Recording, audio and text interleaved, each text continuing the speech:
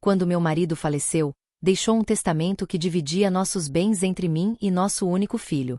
A empresa que construímos juntos ao longo de 30 anos ficou com ele, enquanto para mim sobrou apenas a velha casa onde passamos a juventude.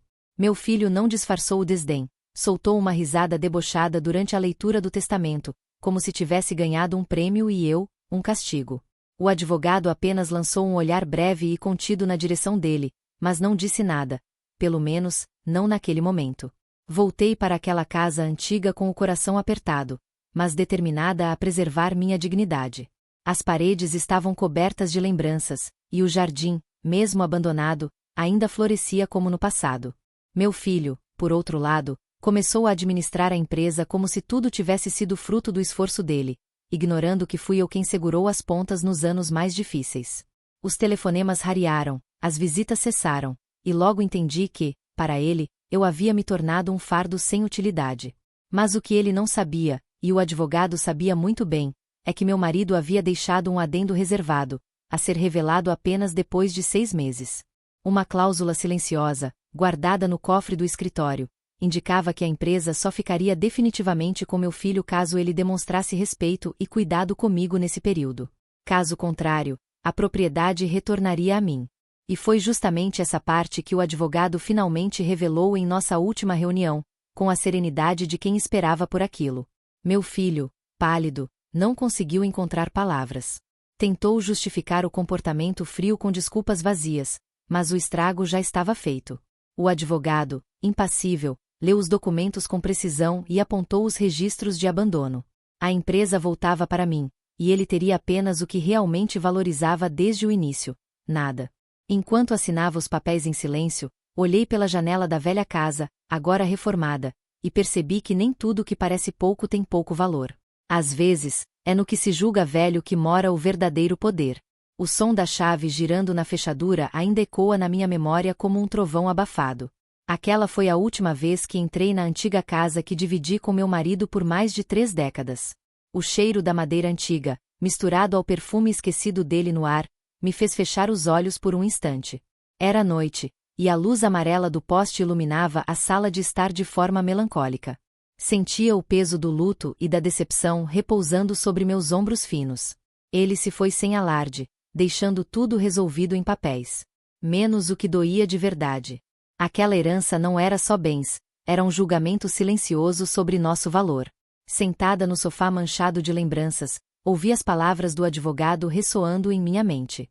A senhora ficará com a casa da Rua das Acácias. Seu filho ficará com a empresa. Ele falou com firmeza, sem emoção, como se estivesse distribuindo peças de um tabuleiro. Meu filho apenas sorriu de canto, com aquele ar de superioridade que ele herdou sabe-se lá de quem. Justo, murmurou ele, como se eu não tivesse carregado o peso daquela empresa nas costas durante anos. Senti um nó na garganta, mas não respondi. Engoli tudo. Como sempre fiz. Enquanto ele apertava a mão do advogado e já fazia planos em voz alta, eu procurava dentro de mim alguma justificativa para aquela decisão. Talvez fosse mesmo hora de deixar ir. Mas não daquela forma. A casa velha era bonita, sim, cheia de memórias, mas não era a empresa que construímos juntos, tijolo por tijolo. Ele não viu as noites em claro, os empréstimos, as crises. Mas se achava dono de tudo. A senhora teve muito tempo para aproveitar, mãe. Agora é minha vez. Essas palavras ainda doem mais que qualquer testamento. Passei a primeira noite na casa velha como se estivesse num santuário abandonado. A cada móvel que eu tocava, sentia a presença do meu marido e a ausência do meu filho. Fiquei ali, no escuro, ouvindo o som dos carros distantes, tentando entender o que tinha acontecido conosco. Quando foi que meu filho se tornou tão frio? Quando foi que paramos de nos olhar como mãe e filho? A casa podia estar cheia de lembranças, mas eu me sentia absolutamente sozinha. E pela primeira vez, não chorei. Só permaneci ali, respirando o silêncio. Na manhã seguinte, abri todas as janelas. A luz do sol entrou com força, como quem invade um cômodo esquecido. Decidi cuidar daquele lugar como se fosse o meu último projeto. As tábuas rangiam, mas ainda resistiam.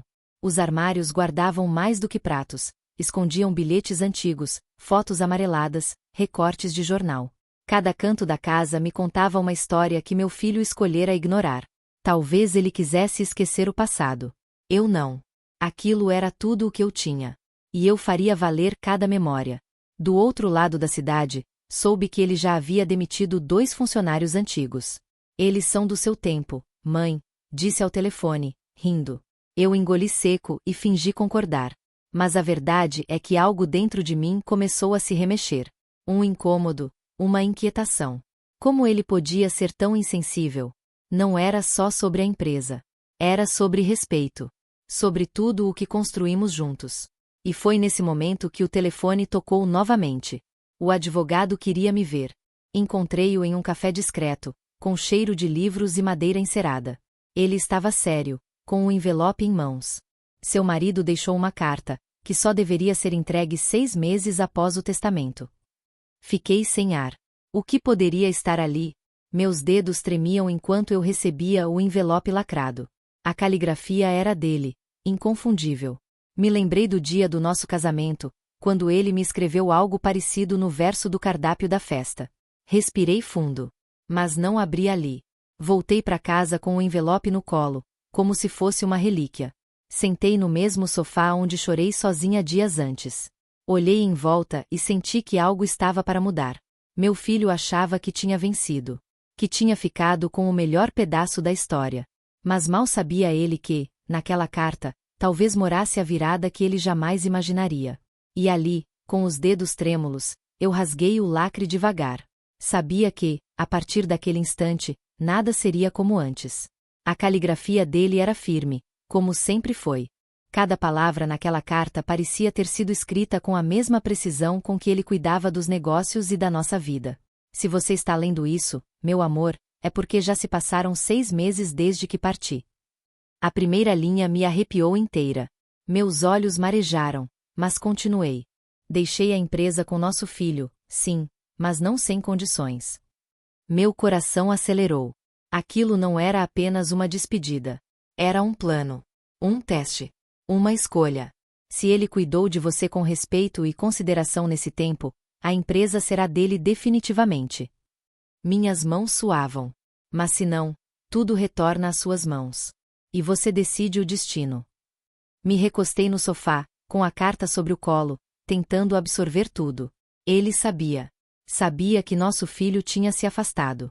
Sabia que eu talvez precisasse de proteção até mesmo depois da sua morte. Confiei mais em você do que nele.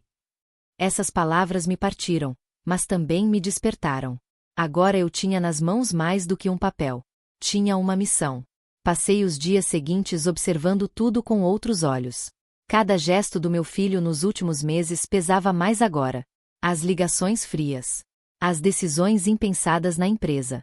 Os comentários debochados. Eu não queria puni-lo. Queria compreendê-lo. Mas era difícil justificar o abandono. Difícil aceitar que aquele menino doce, que me abraçava no corredor da escola, se tornará esse homem calculista. E, mesmo assim, havia uma parte de mim que ainda buscava uma saída que não fosse o confronto direto. Decidi esperar mais uma semana. Nesse tempo, fui até a sede da empresa. Entrei sem avisar. As recepcionistas me olharam com espanto, como se estivessem vendo um fantasma. A senhora não vinha aqui desde o velório, comentou uma delas, em voz baixa. Caminhei pelos corredores como quem revisita um antigo lar. As paredes estavam nuas. Tiraram até a foto do fundador. A sala que era do meu marido agora parecia um escritório qualquer, impessoal, sem alma. E no fundo da sala, meu filho falava alto ao telefone, rindo. Meu sangue gelou. Esperei ele desligar. Quando me viu, fingiu surpresa. Mãe! O que faz aqui? Disse, se levantando. Só queria ver como andavam as coisas. Ele deu de ombros e respondeu com um sorriso frio, melhor sem as amarras do passado. Aquilo me doeu como um tapa. Eu não disse nada. Apenas observei. Ele ofereceu um café, mas não me olhou nos olhos. Fiquei poucos minutos. Mas foram suficientes para entender que a escolha dele já havia sido feita. E não era por mim. Era por ele mesmo. Voltei para casa em silêncio, como quem carrega um segredo. Abri a carta novamente. Reler aquelas palavras me dava uma estranha sensação de justiça. Eu não queria destruir meu filho. Mas ele havia se perdido em algum lugar do caminho. Talvez ainda houvesse tempo para salvá-lo. Mas seria preciso um choque. Uma virada. E naquele momento, percebi que a hora havia chegado. Liguei para o advogado e pedi para marcar uma reunião. Ele me ouviu em silêncio, como sempre fazia. Ao final, disse apenas: está pronta para o que vem. O dia da reunião chegou rápido. Meu filho foi chamado, sem saber o motivo. Apareceu com o mesmo ar de superioridade, vestindo um terno caro e um perfume forte. Problemas com a casa, mãe? Ironizou. Eu permaneci em silêncio. O advogado entrou na sala com uma pasta de couro escuro e se sentou com calma. Abriu os papéis com lentidão, criando uma tensão quase insuportável. Vamos direto ao ponto, disse ele. E então, tirou a carta. A mesma que eu li sozinha no sofá da sala. Meu filho empalideceu ao ver a letra do pai. O que é isso? Perguntou, nervoso. A verdade, respondi, finalmente. O advogado começou a leitura em voz alta. Cada frase era como um espelho sendo colocado à frente do meu filho. Ele escutava, tenso, tentando manter a pose. Mas as palavras foram mais fortes. Quando chegou ao trecho da condição da herança, ele se levantou abruptamente. Você não pode fazer isso. Gritou. O advogado nem piscou. Seu pai podia. E fez. E ali, no silêncio que se seguiu, ele soube. Havia perdido. Ele permaneceu de pé, com o olhar fixo na carta já lida. Parecia tentar encontrar uma brecha, uma forma de escapar da realidade que o envolvia como um laço apertado. Isso é absurdo, você sabia disso o tempo todo? Perguntou, como se a culpa fosse minha. Respirei fundo. Não. Descobri há poucos dias. E demorei para acreditar que fosse necessário. Ele deu um passo para trás, como se precisasse de ar. O advogado fechou a pasta e disse com calma: seu pai previu tudo. Até sua reação. Aquilo o desmontou. Pela primeira vez, ele não teve resposta. Sentei-me, observando-o desmoronar sem um pingo de prazer. Meu coração de mãe doía, mesmo que minha razão estivesse firme. Você sabe o que isso vai causar? O mercado, os funcionários, os clientes. Ele buscava argumentos, mas nenhum deles incluía eu. Nenhuma palavra sobre arrependimento, sobre como ele me tratou, sobre o que fez nos últimos meses. A empresa não foi apenas dada a você. Ela foi confiada. A frase escapou da minha boca quase sem pensar. Mas era a verdade nua. E naquele instante, ele abaixou os olhos. Pela primeira vez, sem arrogância. O advogado informou os próximos passos. Seria um processo rápido, já previsto em cláusula privada. A transferência começaria em 10 dias. Você ainda pode trabalhar aqui, se quiser, eu disse. Ele me olhou como se não tivesse entendido. Não quero puni-lo. Só quero que entenda o valor das coisas. Ele não respondeu. Apenas assentiu, calado, e saiu da sala sem olhar para trás. Fiquei ali, sentindo um vazio estranho. Vitória? Não. Era mais uma tristeza inevitável. Um preço alto por uma lição necessária. Nos dias seguintes, a notícia correu como um vendaval silencioso. Funcionários me enviavam mensagens. Alguns antigos voltaram a visitar a empresa. Fui até lá 2 vezes, discretamente, e encontrei olhares emocionados, abraços sinceros. Um deles, um senhor de cabelos brancos, me disse baixinho: a senhora voltou. Agora tudo tem alma de novo. Quase chorei. Eu não queria assumir de novo, mas queria reerguer o que foi deixado de lado. E no fundo, queria deixar algo mais firme para o futuro. Mesmo que ele ainda não estivesse pronto para merecer. Meu filho, desde aquele dia, não me procurou. Apenas cumpriu os trâmites, enviando tudo por e-mail, assinado, protocolado. Um silêncio amargo entre nós. Até que, certa noite, ouvi batidas na porta da casa velha. Era ele. Sozinho, de camisa simples, sem relógio caro, sem perfume exagerado. Posso entrar? Perguntou, com uma voz que eu não ouvia há muito tempo. Abri espaço e ele passou, olhando em volta como se enxergasse tudo pela primeira vez. A casa está mais bonita do que eu lembrava. Sentei no sofá e esperei. Algo estava por vir. Ele permaneceu de pé por alguns minutos, olhando os quadros, tocando os móveis. Eu fui um idiota, disse, de repente. Achei que herança era conquista. Mas era prova. E eu reprovei. Fechei os olhos por um instante, sentindo uma lágrima escorrer. Não disse nada. Ele continuou. Eu não sei se mereço trabalhar ao seu lado. Mas queria aprender. De verdade. Com calma. Sem máscaras. Aquilo me desarmou. Não era desculpa. Era pedido. Sincero. Frágil. Como quando ele era menino e pedia colo sem dizer uma palavra. Ficamos ali, sentados frente a frente, pela primeira vez em meses. Não tocamos no passado nem no testamento. Falamos sobre café, sobre a chuva que estava para cair, sobre as flores do jardim. Aos poucos, o tempo parecia se ajeitar entre nós. Como uma colcha velha que ainda aquece. Naquela noite, ele não dormiu ali. Mas saiu diferente. Caminhando devagar. Sem celular na mão. Só com a cabeça cheia de silêncio. E antes de fechar o portão, virou-se para mim. Amanhã, posso voltar. Eu apenas sorri. Voltei para dentro, fechei a porta e me encostei nela. O relógio antigo da sala marcava 11 horas em ponto. O mesmo que meu marido ajustava todo domingo. Senti a presença dele naquela casa, naquela noite. Como se me dissesse, em silêncio, você fez certo. Ainda havia muito a ser resolvido. Feridas a tratar.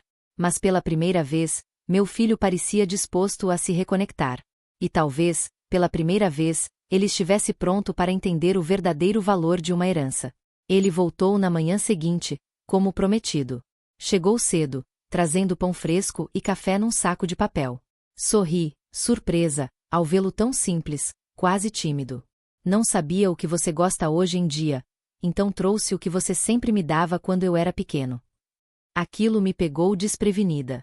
A memória do seu rostinho sujo de geleia apareceu como um flash, e por um instante, tive vontade de abraçá-lo. Mas apenas o convidei a entrar, tentando manter o equilíbrio entre o amor de mãe e a mulher que ele feriu. Sentamos à mesa da cozinha, a mesma onde tantas vezes resolvemos a vida em silêncio. Ele falou pouco, mas escutava com atenção. Olhava ao redor, reconhecendo coisas que um dia desprezou. Essa toalha de mesa é a mesma, murmurou, passando os dedos sobre ela.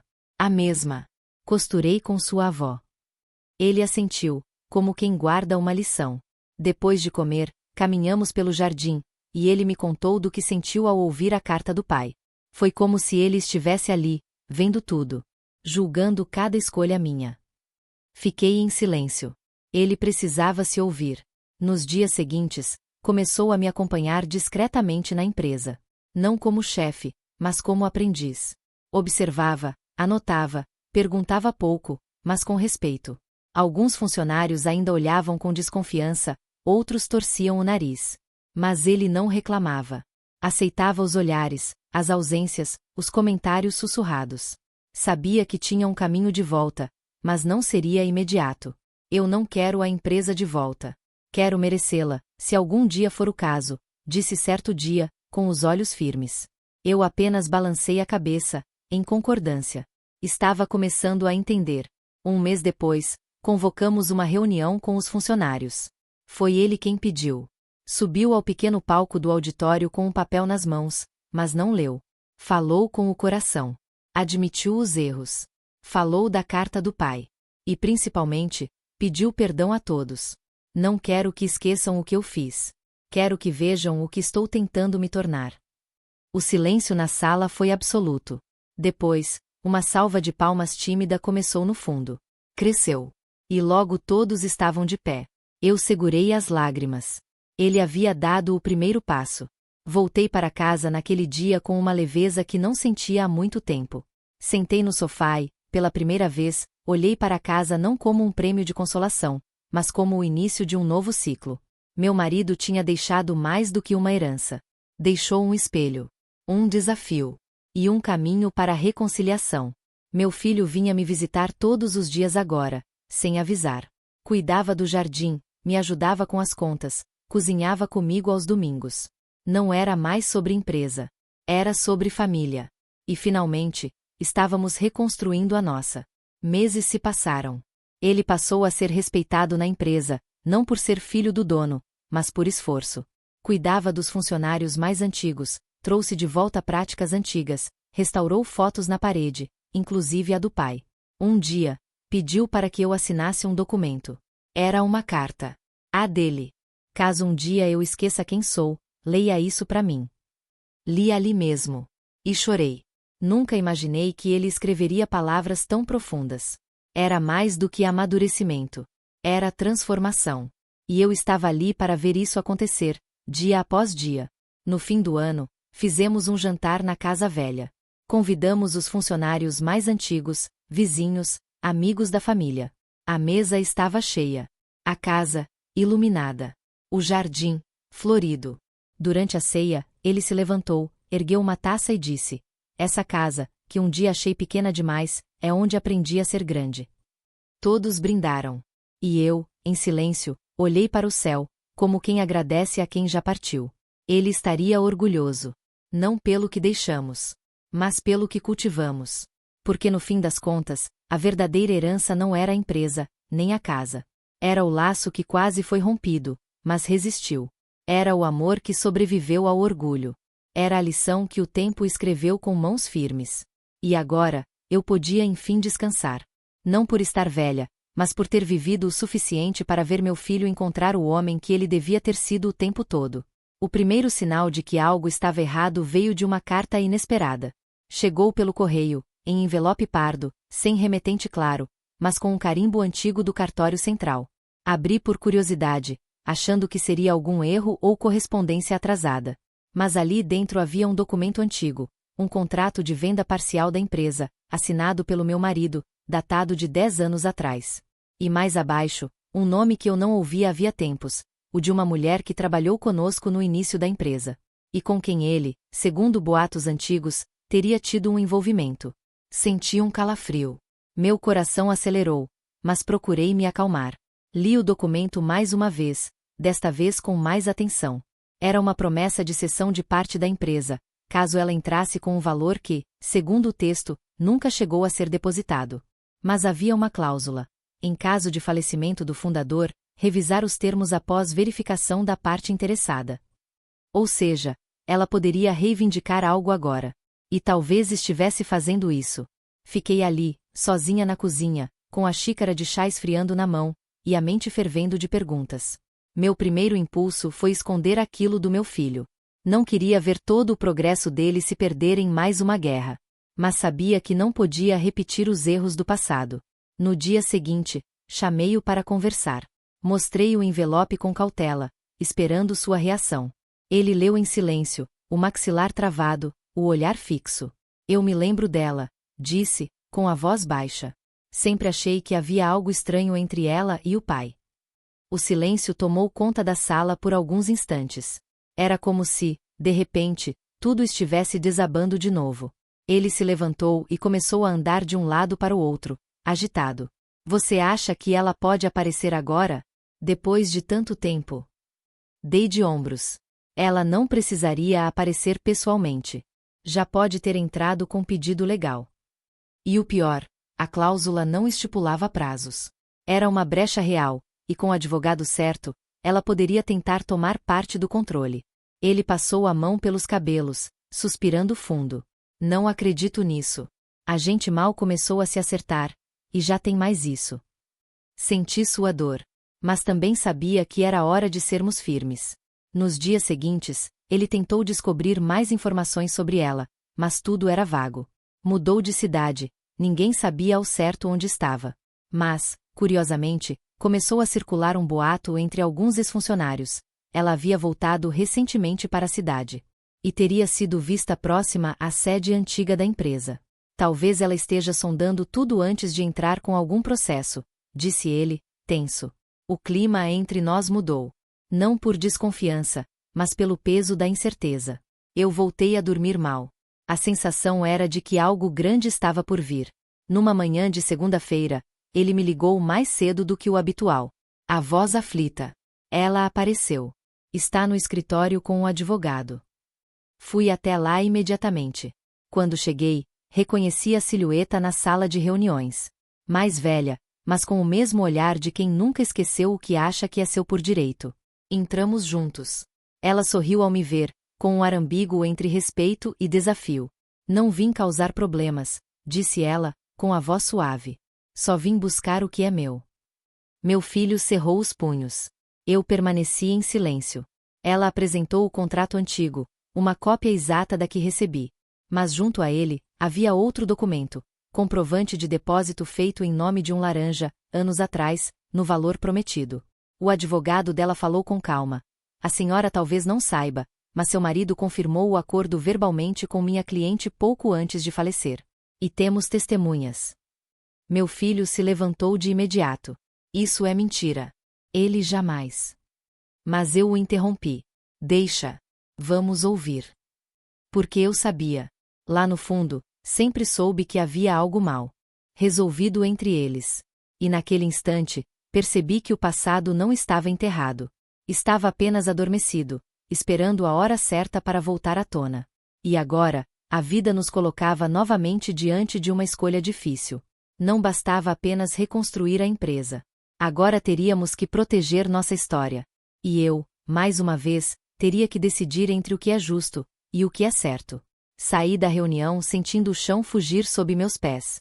A mulher que um dia trabalhou ao nosso lado agora tinha argumentos, documentos, pior, convicção. Meu filho andava de um lado para o outro no escritório, indignado. Isso não pode ser verdade. Ela mentiu para ele. Usou alguma fragilidade. Tentei contê-lo. Às vezes, as pessoas que pensamos conhecer, escondem partes de si que nem nós enxergamos. Ele me olhou com dor nos olhos. Aquilo doía mais nele do que em mim. Era como se o pai, mesmo morto, o tivesse traído de novo. Decidimos investigar por conta própria. Fomos atrás de antigos funcionários que trabalharam com ela naquela época. Alguns lembravam da proximidade entre os dois, outros hesitavam em comentar. Mas havia uma constante. Todos diziam que ela sempre teve uma influência estranha sobre meu marido. Ela falava e ele escutava. Coisa rara. Comentou um ex-gerente. Aos poucos, formava-se uma imagem desconfortável. Ela nunca deixou de acreditar que teria um lugar naquela história. E agora, estava tentando ocupar esse espaço à força. Mas o mais estranho ainda estava por vir. Recebemos uma ligação anônima no final daquela semana. Uma voz masculina, baixa, disse: ela tem mais coisa. Documentos. Pessoais. Antes que perguntássemos mais, desligou. Fiquei gelada. Meu filho também. Que tipo de documentos seriam esses? Fotografias? Cartas? Mensagens? Teria ele escrito algo que pudesse comprometer sua imagem? E pior, o que restava da memória dele para mim? Comecei a sentir o coração pesar de novo. Era como perder o meu marido uma segunda vez. E dessa vez, com os olhos abertos. Ela nos procurou 2 dias depois. Pediu uma conversa a sós.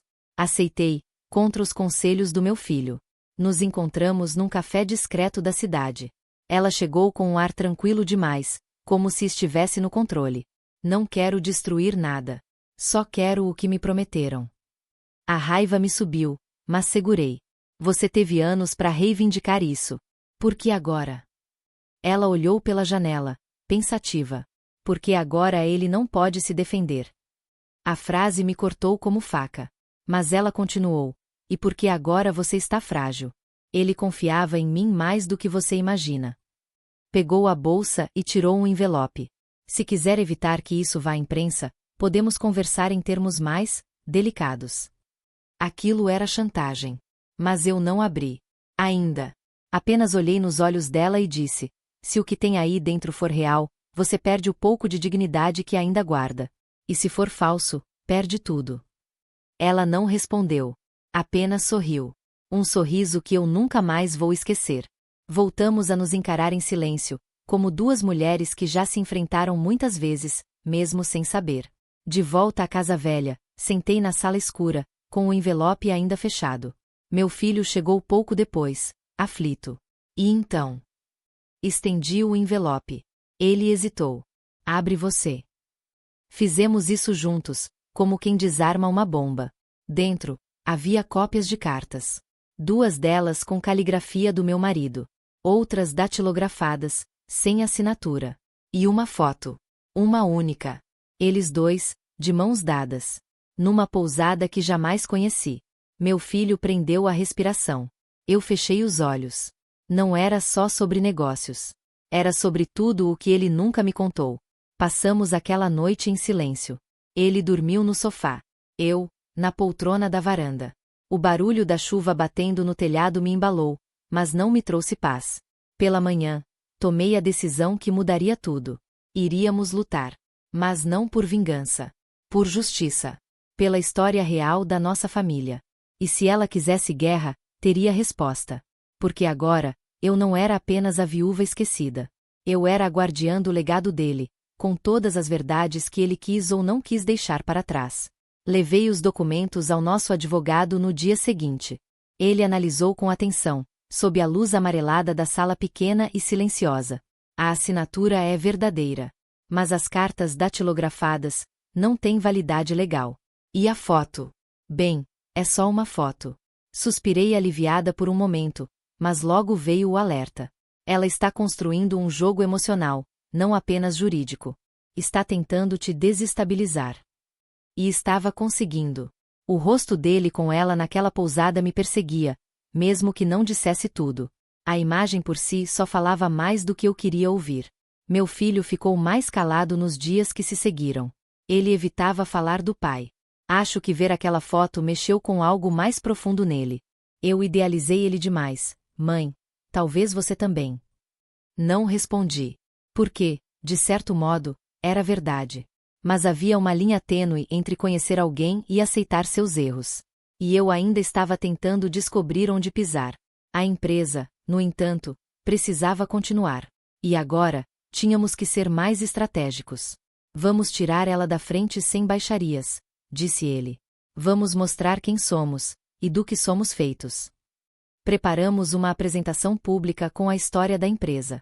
Documentos, imagens, depoimentos de antigos funcionários.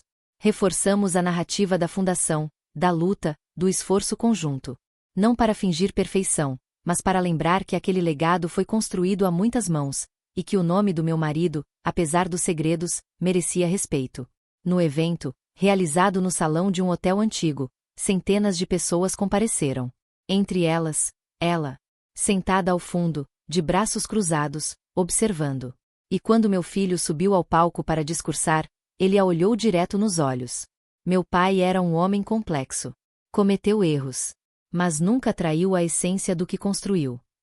A frase ecoou como um trovão elegante. A sala ficou em silêncio. Ele prosseguiu, firme. Não somos perfeitos. Mas somos verdadeiros. E é isso que mantém esta empresa de pé. Foi aplaudido. E no meio do aplauso, eu a observei se levantar, ajeitar a bolsa e sair. Sem uma palavra. Sem olhar para trás. Era a primeira vez que eu a via recuar. Mas ainda não era o fim. Intuí que ela voltaria, e com mais força. 2 dias depois, recebemos uma notificação judicial. Ela queria reconhecimento formal de sociedade. E exigia, em valores atualizados, uma porcentagem altíssima da empresa. O advogado me chamou no escritório. Ela não desistiu. Está jogando tudo. Meu filho explodiu. Ela quer o que não construiu. Ela quer tomar do sangue da minha mãe. Segurei sua mão. Não vamos abaixar a cabeça. Mas também não vamos nos sujar. Era hora de ir mais fundo. Investigar mais do que o que estava nos papéis. Descobrir quem a ajudava. Porque alguém, em algum lugar, a orientava. Contratamos um investigador particular. Um velho conhecido do advogado, discreto, meticuloso. Em menos de uma semana, ele descobriu que ela mantinha contato constante com o ex-contador da empresa, demitido anos atrás por desvio de verbas. Eles estavam juntos nesse plano. E mais, esse homem, segundo registros bancários, havia recebido depósitos de uma conta inativa do meu marido, pouco antes de sua morte. Há mais coisa nisso, senhora. Disse o detetive. Meu estômago revirou. O que mais meu marido havia escondido? Que parte da nossa história era real, e que parte era teatro? Fui até o antigo escritório do meu marido, no sótão da casa velha. Um cômodo esquecido, trancado há anos. Abri com uma chave antiga que guardava num broche. Lá dentro, entre pastas e arquivos velhos, encontrei um cofre. Trêmula, Girei o segredo. 3 datas: o dia do nosso casamento, o nascimento do nosso filho, e o dia em que fundamos a empresa. Abriu. Dentro, havia cartas escritas à mão, cadernos de anotações, entre eles, um testamento ainda mais antigo, nunca registrado. E o que li ali? Mudaria tudo de novo.